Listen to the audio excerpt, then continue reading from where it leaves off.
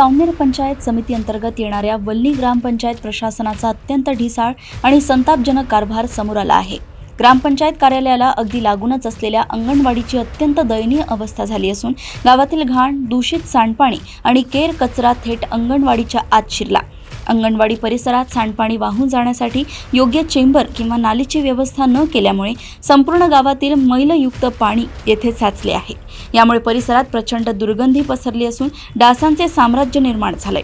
या अत्यंत घातक परिस्थितीत निष्पाप चिमुकल्यांना बसवायचे कुठे आणि याच घाणीत बालकांचा पोषण आहार शिजवायचा कसा, असा संतप्त सवाल अंगणवाडी सेविका आणि पालकांनी उपस्थित केलाय। प्रशासनाच्या या डोळेझाकपणामुळे मुलांना संसर्गजन्य आजार जडण्याची दाट शक्यता निर्माण झाली असून पालकांमध्ये तीव्र संताप व्यक्त होत आहे। या समस्येकडे जाणीवपूर्वक दुर्लक्ष केल्यामुळे स्थानिक नागरिकांनी सरपंच आणि ग्रामपंचायत अधिकाऱ्यांवर थेट भ्रष्टाचाराचे व उदासीनतेचे आरोप केले।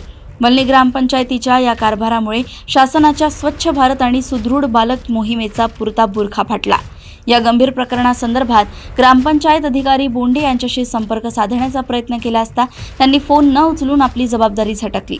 वल्ली येथील अंगणवाडीची ही दुरावस्था तत्काळ दूर करून सांडपाण्याची व्यवस्था करावी, अन्यथा तीव्र आंदोलन छेडू आणि या संपूर्ण प्रकरणाची वरिष्ठ पातळीवरून चौकशी करावी, अशी मागणी सामाजिक कार्यकर्ते पंकज तांदुळकर यांनी केली आहे।